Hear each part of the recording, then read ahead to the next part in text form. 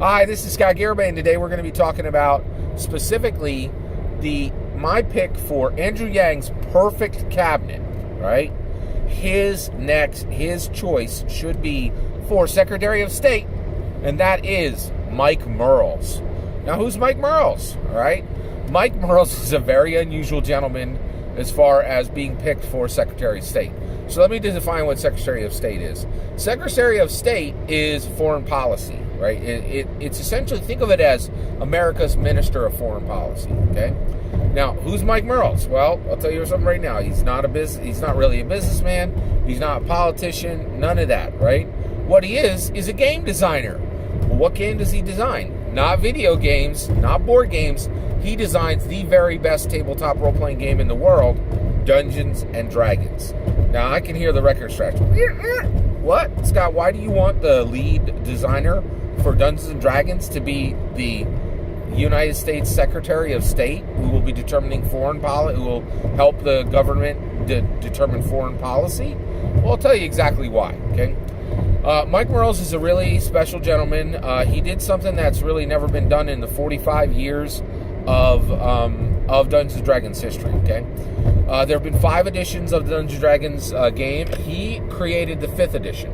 Now, the 5th edition was, of course, it followed the 4th edition, right? Now, 1st edition of Dungeons and Dragons, everybody loved it. 2nd edition of Dungeons and Dragons made the game even better. 3rd edition of Dungeons and Dragons took the game and spread it and made it an independent structure where other companies could come in and build content for Dungeons and Dragons for free. It actually made it it made Dungeons and Dragons better than 1st edition, better than the 2nd edition, and it created a new model for all of the tabletop role-playing game industry for marketing games and building games and allowing third-party companies to come in and make content for your game. It was incredible, right? 4th edition was the worst received edition of Dungeons and Dragons in history. It was so bad that it sundered the community of Dungeons & Dragons in half. Half the people who had played Dungeons & Dragons for their entire life said, I don't want to play this game ever again, and I hate this, and I hard reject. It was so bad also that it created another competing game called Pathfinder tabletop role-playing game that actually outsold Dungeons & Dragons for a short period of time. That had never happened in the, Dungeons & Dragons is the top-selling TRPG. Except for this brief period where Pathfinder was, right? 4th edition was an absolute train wreck, right? It had really, heavily damaged the rule set, and it had absolutely cut in half the community, okay?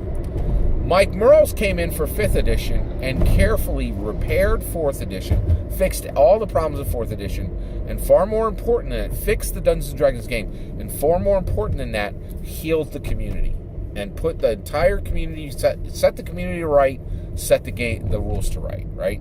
And this is a big deal because honestly, Pathfinder could have completely usurped Dungeons and Dragons swag and sent it into the dustbin of history like Betamax versus VHS, right?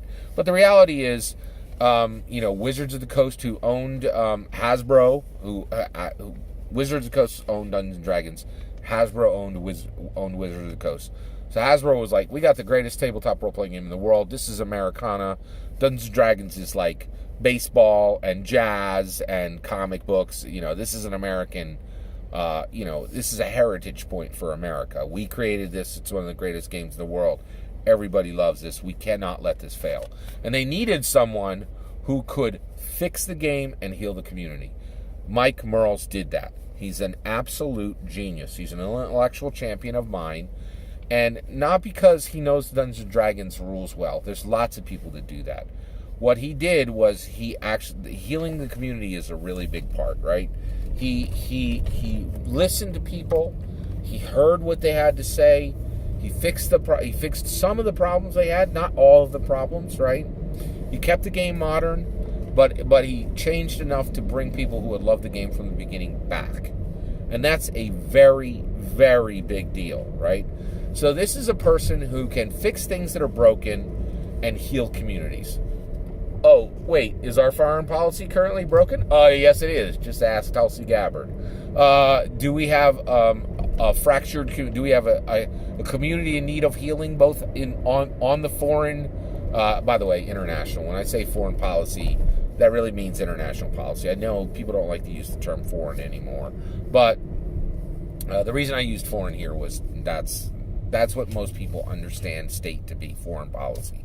And not everybody understands the term international policy yet, but it's foreign policy. So the reality is, Mike Mearls is really an incredibly smart person. He really is just a really special person, and I think he could absolutely heal the community. Like, he could heal relationships that we have with other countries that have been damaged, right? And or bruised or abrased, right? All those kind of things. And even within the United States of America, there's a lot of fighting within our own community about how foreign policy should be structured, right? And I really think that Mike Mearls can bring exactly that kind of wisdom and that kind of care and caution to that job, right? There's one more reason why Mike Mearls should absolutely be our new Secretary of State, and that is gamification. The smartest companies in the world right now understand the value of gamification. That is, gamifying incredibly complex systems where you are driving toward a goal as a corporation or as a nation, right?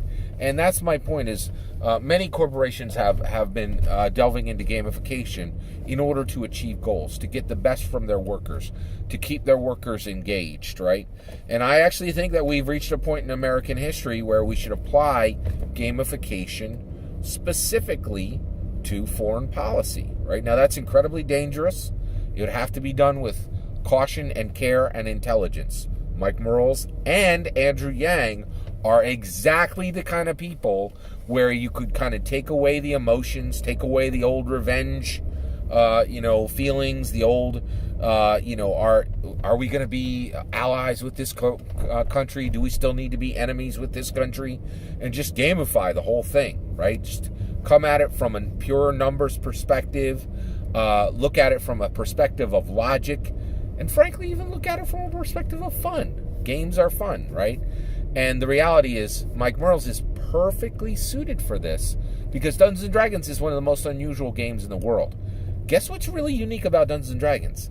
It's one of the most played games in the entire world, right? And at the same time, there's no win-lose. So Dungeons & Dragons is not a win-lose situation. It is win-win. The game masters win, the players win, right? And that's what you need for foreign policy. You need to turn it into, you need to gamify it so that it's win-win.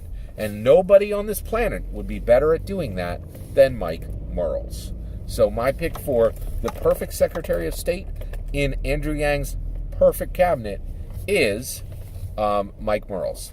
That's my opinion. I'd love to hear your opinion. Please consider liking and subscribing, and have a wonderful millennium.